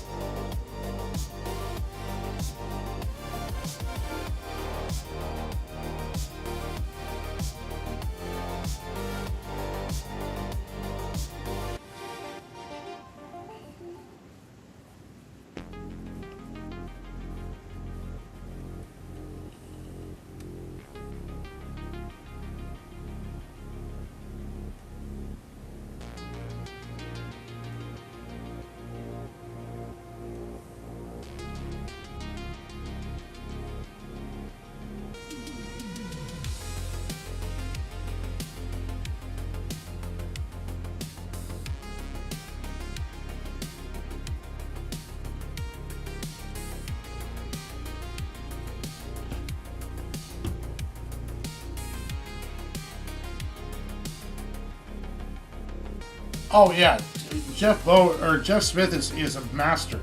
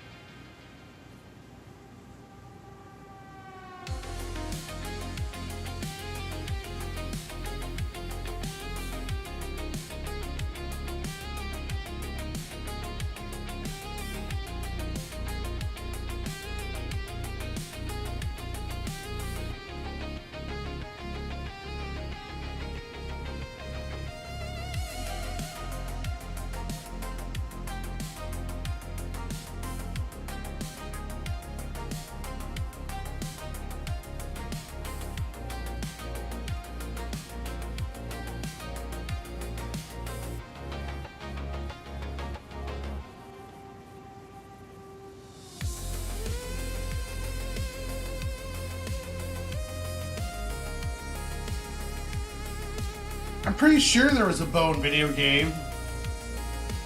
Or maybe it was... they were working on a Bone video game. I could swear I seen a Bone video game, though. I might be wrong on that one, Panda. I do know that there was going to be a cartoon movie. But it never came to life.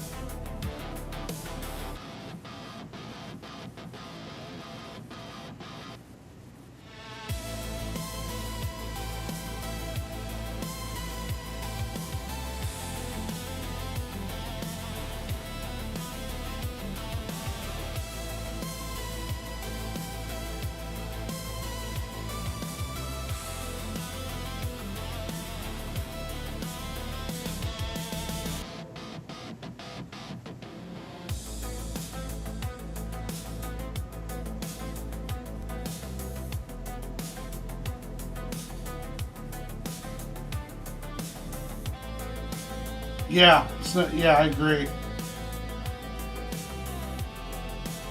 You think that would be easy money?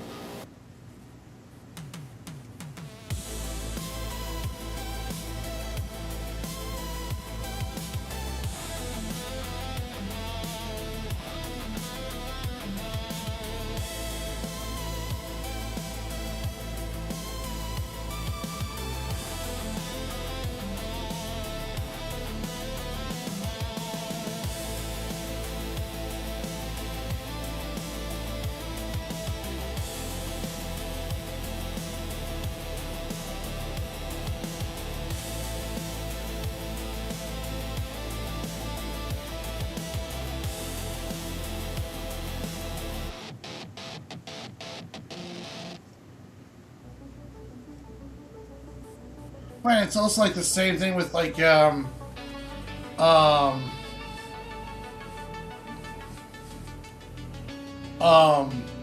like why is it Calvin and Hobbes not like a full movie trilogy? Like Calvin Hobbes, you think they would be able to print money with that?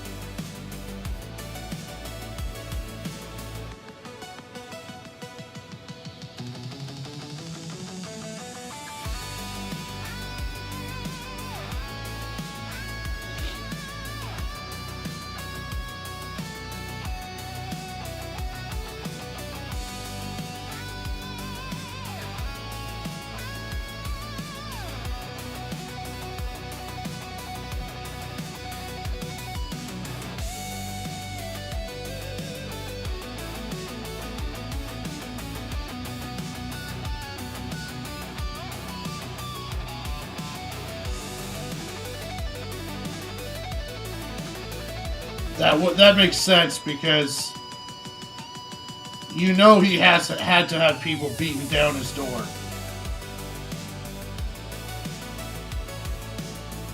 But that makes sense though, because I can't see anyone not trying to profit off of that. So yeah, that would make sense that the reason why it not happened is because the creator's just like, nah, you guys are gonna screw my shit up.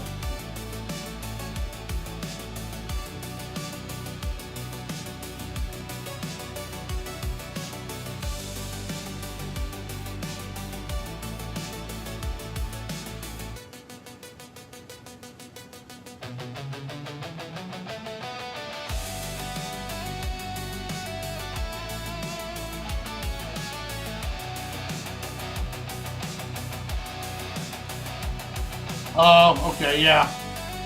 That makes sense then, because I can imagine he's had insane offers.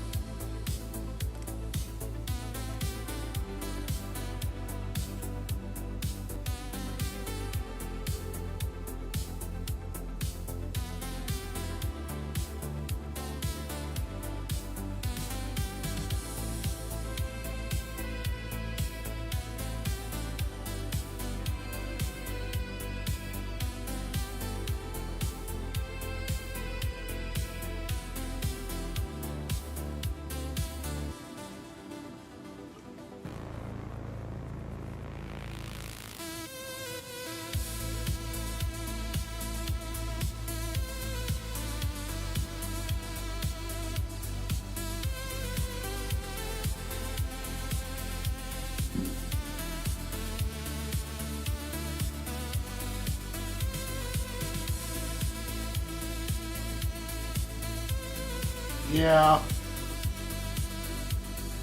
That's not an uncommon tale.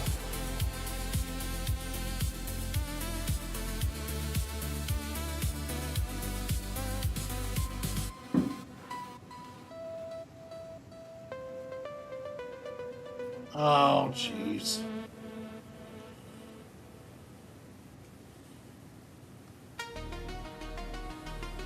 That's too bad, Nightmare Nerdscapes.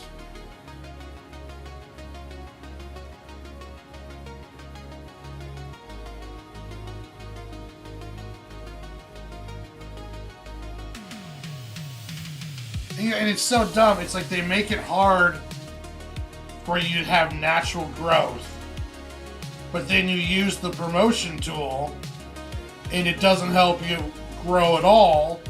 It just gives you kind of almost empty numbers.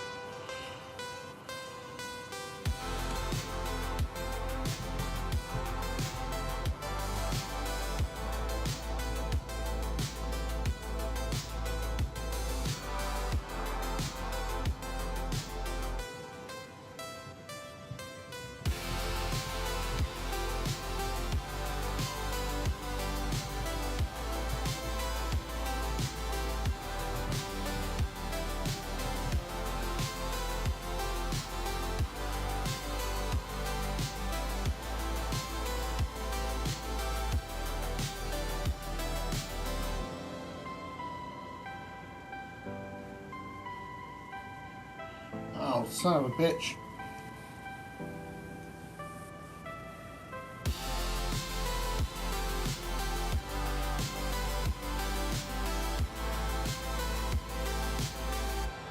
I put the thumb on the wrong side. Ha, good thing I caught it.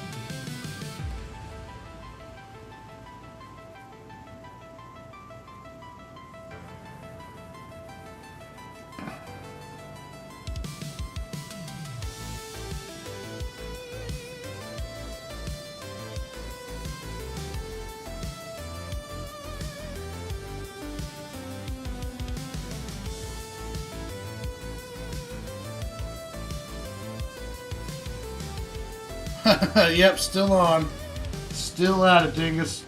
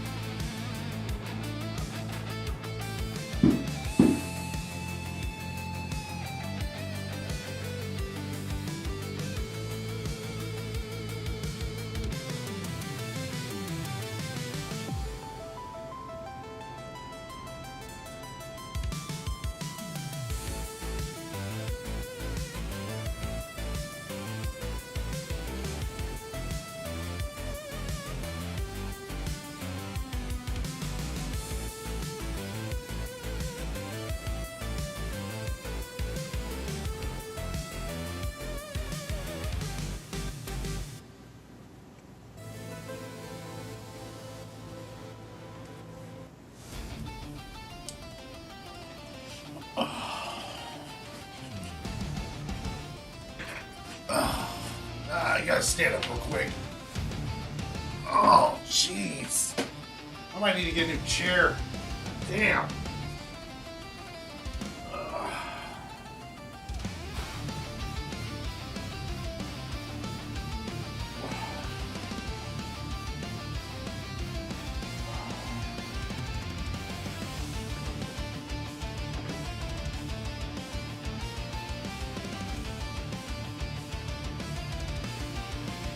All right.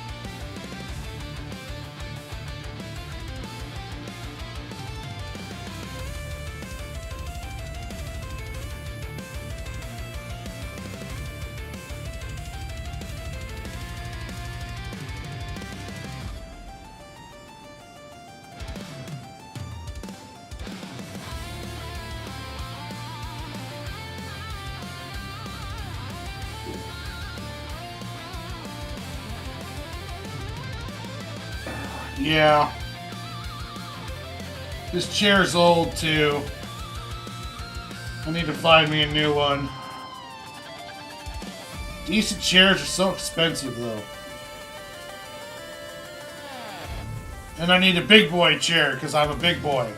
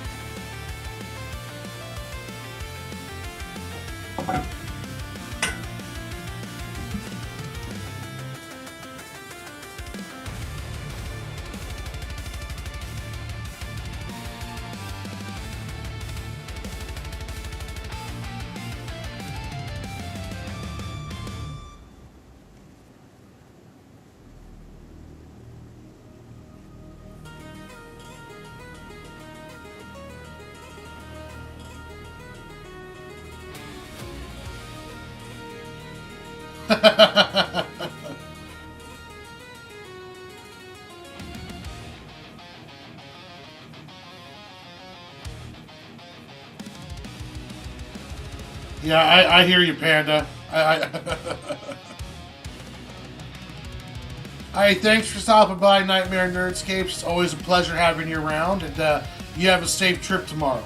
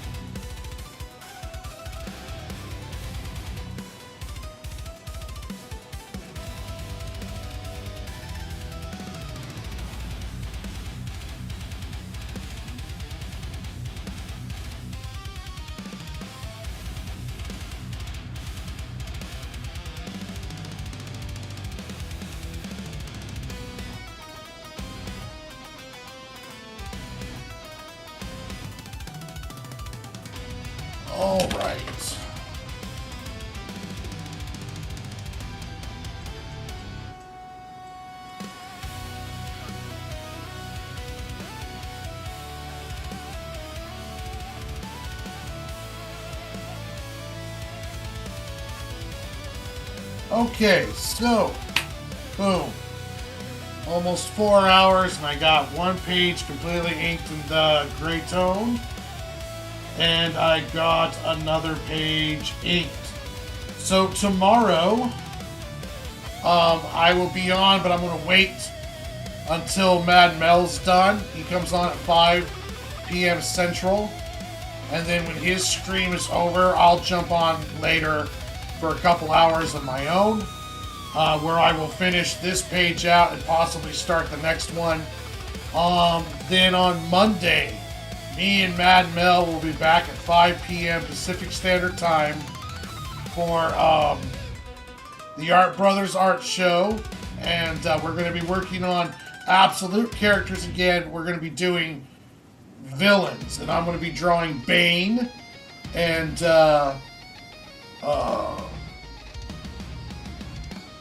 yeah. I'll be drawing Bane, and I believe Mad Mel is going to be doing the Joker. So that should be a lot of fun on Monday. And then on Tuesday, if I don't work, it'll be possibly another marathon stream, or it'll definitely be more cat or squirrel book stuff going on. And I want to thank again my chat. You guys are awesome. US SAR, Nightmares Nerdscape, Mad Mel, Ichthus, Panda, Orange, everyone, Dingus, everyone who stopped by. Make sure you check out an Odyssey of the Dreamweaver, or Dreamweaver, on Global Comix, as well as Dead the Grim Reaper, and also The Adventures of Cig and Joe, all on Global Comix, free to read right now. And yeah, make sure you guys check out that stuff. And if you haven't liked and subscribed yet, please do so. And until tomorrow, when I see you guys on here again, hopefully you guys take care of yourselves. Be good, stay safe, and as always,